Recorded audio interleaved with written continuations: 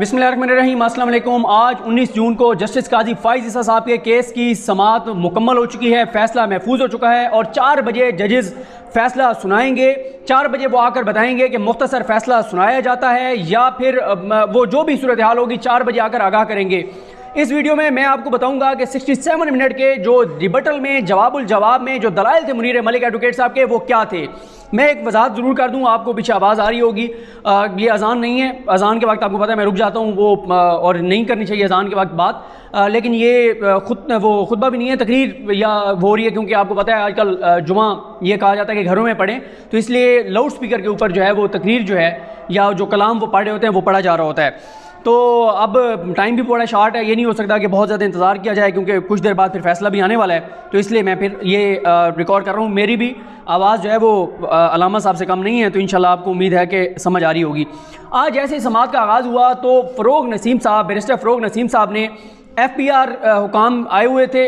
कल जो supreme court ने रिकॉर्ड मांगा था वो रिकॉर्ड बंद लिफाफे में पेश कर दिया गया, और साथ ही जस्टिस काजी फ़ाइज़ ईसा साहब की तरफ से उनकी अहलिया ने, बल्कि उनकी तरफ से फ़ाइज़ ईसा साहब नहीं बल्कि उनकी अहलिया की तरफ से कल जो चीज़ें बताई गई थी, जो डॉक्यूमेंट्स जो चीज़ें बताई गई थी, वो तमाम डॉक्यूमेंट्स तफसीलात बंद लिफाफे में पेश कर दी गई। लेकिन मैं आपको बताता चलूँ कि दोनों बंद लिफाफे जो हैं वो सुप्रीम कोर्ट के जजेस ने नहीं खोले, क्योंकि उनका ये कहना था कि ये दोनों चीज़ें हमारे लिए रेलिवेंट नहीं है, हम इनको देख कर कोई फ़ैसला नहीं कर सकते। अब हम आते हैं कि जो पहला जो पॉइंट था उनका मुनीर मलिक साहब का, वो ये था कि ये अदलिया की आज़ादी का केस है। जब इफ्तिखार चौधरी साहब का केस था वो भी अदलिया की आज़ादी का केस था, ये भी अदलिया की आज़ादी का केस है। ये किसी एक इंडिविजुअल का केस नहीं है, बल्कि ये अदलिया की आज़ादी का केस है। उन्होंने इफ्तिखार मोहम्मद चौधरी साहब के केस पे उन्होंने दलाइल दिए कि उन्होंने कहा कि इफ्तिखार मोहम्मद चौधरी साहब के केस में भी फ़ेज़ 1 मुकम्मल हुआ था, फ़ेज़ 1 पे फैसला हुआ था, यानी फ़ेज़ 1 से मुराद वो ये ले रहे थे कि जो एग्जेक्टिव की बदनीयती थी, जो सदर की बदनीयती थी, लेकिन उसमें भी, उस फैसले में भी सुप्रीम जुडिशल काउंसिल के हवाले से चीज़ें नहीं की गई थी। तो मैं इसलिए फ़ेज़ 2 पर बात करना चाहता था। उन्होंने कहा कि रेफरेंस में हुकूमत ने जो मेन पॉइंट बनाया, जो दलील बनाई, वो 116 को बनाया, इनकम टैक्स जो लॉज हैं उनकी वायलेशन को बनाया। लेकिन जब वो यहाँ पर आए, सुप्रीम कोर्ट में आए, तो पिछले 2 हफ्तों में फ़रोग नसीम साहब ने अब जो नई चीज़ें निकाल कर सामने लाए हैं वो रूल ऑफ प्रॉक्सिमिटी यानी कुर्बत का जो असूल है उसको सेक्रेट और पब्लिक ट्रस्ट को बुनियाद बना लिया, और 2 हफ्तों में पिछलों में हुकूमत का मौक़िफ़ जो है वो मुकम्मल तौर पर तब्दील हो गया है। मुनीर मलिक एडवोकेट साहब का कहना था कि मुझे और मेरी टीम को रूल ऑफ प्रॉक्सिमिटी जो है उसकी कहीं से कोई चीज़ नहीं मिली जिसके इन्होंने दलील दी है। मुनीर मलिक साहब ने कहा कि जो इसमें पॉइंट था, कभी कभी बंदे को अपने लिखा हुआ भी समझ नहीं आ रहा होता। हाँ, उन्होंने कहा कि चीफ जस्टिस जिब्राल्टर का जो इन्होंने केस यहाँ पर रखा था उसके फैक्ट्स मुख्तलिफ थे, और उसका अगर पैरा 213 देखें तो उसमें चीफ जस्टिस ने खुद को एसोसिएट किया था पब्लिकली अपनी बीवी के साथ। यहाँ पे वो मामला नहीं है। उन्होंने कहा मैंने इलेक्शन लॉज में, नैब लॉज में, उसमें तो है कि बीवी के मामलात का खामिद जो है वो ज़िम्मेदार है, उसके असास और जायदाद ने डिक्लेयर करने का ज़िम्मेदार है, लेकिन यहाँ पे ऐसी कोई चीज़ जो है वो लीगल ऑब्लिगेशन नहीं दिखाई गई। उन्होंने कहा कि इन्होंने जो कुरान मजीद से हवाले दिए, तो मैं भी कुछ कुरान आयात आपके सामने रखना चाहता हूँ जिसमें बीवी इंडिपेंडेंट है, उसके अपने प्रॉपर्टी राइट्स हैं, ये सारी चीज़ें उन्होंने बताई। उन्होंने कहा कि फ़रोग नसीम साहब ने बेंगलोर जो प्रिंसिपल्स हैं वो यहाँ पर पढ़ के बताए, वो कैसे पाकिस्तान पे मतलब वो कोई पाकिस्तान के आइन में, कानून में चीज़ें दिखाएं, लीगल ऑब्लिगेशन दिखाएं कि जज साहब अपनी इंडिपेंडेंट बीवी के असासे और जायदादें डिक्लेयर करने के ज़िम्मेदार थे। उन्होंने कहा कि इस तरह से अगर होने लग गया तो ये अदलिया की आज़ादी पर हमला होगा, और कानून में इस तरह की कोई गुंजाइश नहीं है कि आप इधर उधर से चीज़ों को लाकर और किसी को कहेंगे ये तुम्हारी लीगल ऑब्लिगेशन है। उन्होंने कहा कि फ़रोग नसीम साहब ने कहा हमारे मुतालिक कहा कि हमने बस मिस कर दी, यानी जब सुप्रीम जुडिशल काउंसिल में गया था मामला और पहला नोटिस जारी हुआ था उस वक्त हमें सुप्रीम कोर्ट में आ जाना चाहिए था, बजाय वहाँ पे जवाब देने के। तो उन्होंने कहा बस हमने मिस नहीं की, बल्कि ये गलत बस में बैठ गए थे, इन्हें जाना FPR की तरफ जो बस जा रही थी उसमें बैठ जाना चाहिए था, उस तरफ जाना चाहिए था, लेकिन ये गलत बस में बैठ गए, और अब दरमियान में जब इनको आगे पता चला कि हम गलत बस में बैठ गए तो अब दोबारा इन्होंने बस जो है वो तब्दील कर ली है। उन्होंने कहा कि जब रेफरेंस जो है उन्होंने कहा कि सुप्रीम कोर्ट ने कहा कि हम ये मामला एफबीआर को भेज देते हैं, लेकिन उन्होंने कहा कि एफबीआर को किसने रोका है कि वो कानून के तौर पे कानूनी जो उनके कानून है एफबीआर का उसके मुताबिक कार्रवाई करे। किसी ने उनको नहीं रोका, वो अपनी कार्रवाई कानून के मुताबिक जारी रखें। लेकिन सुप्रीम कोर्ट से हम ये चाहते हैं कि सुप्रीम कोर्ट हमारी जो दरखास्त है उसके ऊपर फैसला सुनाए, मेरिट के ऊपर फैसला सुनाए, बदनीयती के ऊपर फैसला सुनाए, और बदनीयती जो हमने चीज़ें बताई हैं उसकी बुनियाद पर ना सिर्फ रेफरेंस कलअदम करार दिया जाए बल्कि शोकाज नोटिस भी ख़त्म किया जाए। और साथ उन्होंने ये भी कहा कि साथ ही जो है वो जज साहब जो हैं उनको मतलब एक तरह से बाइज़्ज़त तौर पर इस सारे मामले से क्लियर किया जाए ताकि वो जब बैठें तो लोगों को उनके ऊपर एतमाद हो। उसके बाद इन्होंने कहा कि सुप्रीम जुडिशल काउंसिल की जो प्रोसीडिंग है वो अब इंडिपेंडेंट है, क्योंकि उन्होंने शोकाज नोटिस जारी कर दिया। तो अगर रेफरेंस को कलअदम करार दे भी दिया जाए तो सुप्रीम जुडिशल काउंसिल का रेफरेंस बरकरार रहेगा। उन्होंने कहा कि इन्होंने जो इफ्तिखार मोहम्मद चौधरी साहब के केस का कहा कि वो यहाँ पे अप्लाई नहीं होगा उसका असूल, क्योंकि वहाँ पे शोकाज नोटिस जारी नहीं हुआ था। उन्होंने कहा इसकी कोई कानूनी हैसियत नहीं है इस बात की। उन्होंने कहा कि वहाँ असल बात है इंक्वायरी की, वहाँ पे भी सुप्रीम जुडिशल काउंसिल ने एप्लीकेशन ऑफ माइंड के बाद इंक्वायरी का फैसला कर लिया था। तो और उसके बावजूद सुप्रीम कोर्ट ने उस मामले को सुना और उस मामले को कलअदम करार दिया, क्वैश किया। यहाँ पे भी वही सूरत हाल है। एप्लीकेशन ऑफ माइंड तो उसी वक्त हो गया था जब उन्होंने पहला नोटिस जारी किया था। शोकाज नोटिस वाले दलील की कोई गुंजाइश यहाँ पर नहीं है। उन्होंने 116 पे बात की जो इनकम टैक्स लॉज के हैं। उन्होंने कहा उसके हवाले से मैं तहरीरी जो दलाइल दे चुका हूँ उसके ऊपर मैं इन्हिसार करूँगा, मजीद भी तहरीरी अपने दलाइल जमा करवा रहा हूँ। उन्होंने डॉक्ट्राइन ऑफ मर्जर पे बात की।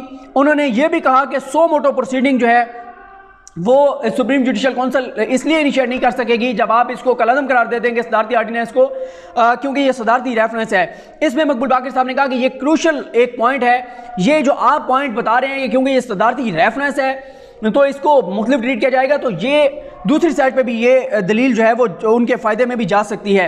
उसके बाद मुनीर मलिक साहब ने कहा ब्रेग्जिट के ऊपर जो यूके की अदालत का फैसला है जिसका हवाला दिया गया उसके मुताबिक बिल्कुल ठीक कहा गया कि जो है वो ब्लैंक पेपर है, जो सदारती रेफरेंस है उसकी उन्होंने वो सारी दलाइल दी कि क्यों ब्लैंक पेपर है, और जो इससे पहले जजेस की जानिब से रिमार्क्स भी इस हवाले से आ चुके थे।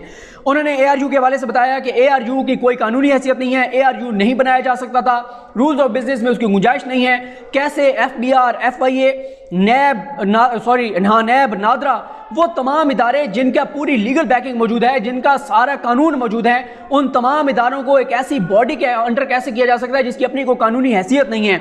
और ये बॉडी जिसके TORs में उसके जो चेयरमैन हैं, जो हेड है बेटा से शहजाद अकबर, उसको इतने एम्पावर कर दिया गया है, उसको इतना ताकतवर कर दिया गया है कि वो तमाम इदारे जो इंडिपेंडेंट मतलब जो जिनका इतना लीगल उनकी बैकिंग मौजूद है, सब कुछ मौजूद है, उन तमाम इदारों को उस एक शख्स के अंडर और मातहत कर दिया गया। उसके बाद जाहिया अफरीदी साहब ने सवाल किया कि जब आपने जवाब जमा करा दिया तो आपने SJC के सामने सरेंडर कर दिया, तो अब आप फिर पिटीशन आप कैसे दायर कर सकते थे, ये मौक़िफ़ है दूसरी साइड का। उन्होंने कहा कि SJC जो है वो बदनीयती पे डिक्लेरेशन नहीं दे सकती, ये कहना था मुनीर मलिक साहब का। और उन्होंने कहा कि हमने पहले भी जो चीज़ें आपके अच्छा इस जो पॉइंट है ना, इस पॉइंट के ऊपर जो जवाब दिया मुनीर मलिक साहब ने, वो सच्ची बात यह है कि मुझे कोई टेक्निकली उसकी समझ नहीं आई और आज मौका नहीं मिला कि फैसल चौधरी एडवोकेट साहब वैसे तो वहाँ पर मौजूद होते हैं और उनकी बड़ी मेहरबानी है कि जब भी हम कोई चीज़ पूछते हैं वो बता देते हैं, लेकिन सच्ची बात यह भी है कि जो बड़े वकील हैं रोज़ रोज़ उनसे चीज़ें पूछना भी बंदे को डर लगता है कि उनको आप रोकें, उनसे पूछें, लेकिन उनकी मेहरबानी है वो बता देते हैं।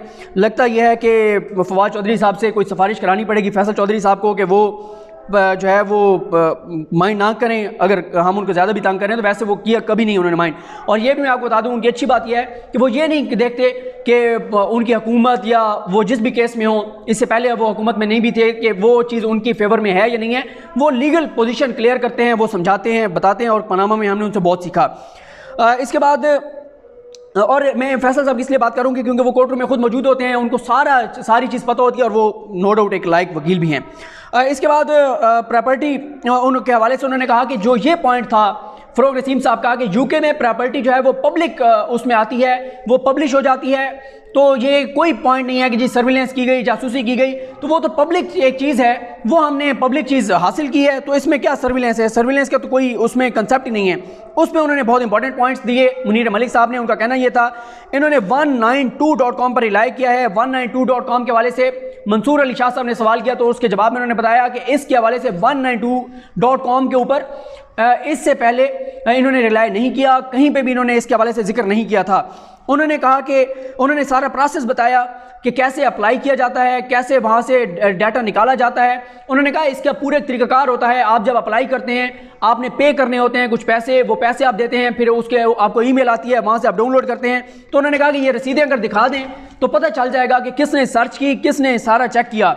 उन्होंने कहा कि ये भी सवाल है कि इनको चले हम एक लम्हे के लिए इनका केस मान भी लें कि 192.com पे आप नाम लिखें तो प्रॉपर्टी का एड्रेस आ जाता है, उस एड्रेस को आप कॉपी करके लैंड रजिस्ट्री के पास लेकर जाएं तो वो आपको तफसीलात दे देते हैं। तो ये फाइज ईसा साहब की अहलिया का नाम कैसे पता चला वही डोगर को? उस पर इससे सजाद अली शाह साहब ने भी पहले कहा था कि उनका नाम तो हमें नहीं पता था जो हम जजेज हैं, तो इसको कैसे वही डोगर को पता चल गया। फिर ये भी कहा कि उन्होंने कहा कि चलें वही डोगर का ये नाम बताएं कि उसने कहाँ से तफसील निकाली थी, गो कि उसने एक प्रॉपर्टी की तफसील कही थी, वो भी उसने अटैच नहीं साथ की थी।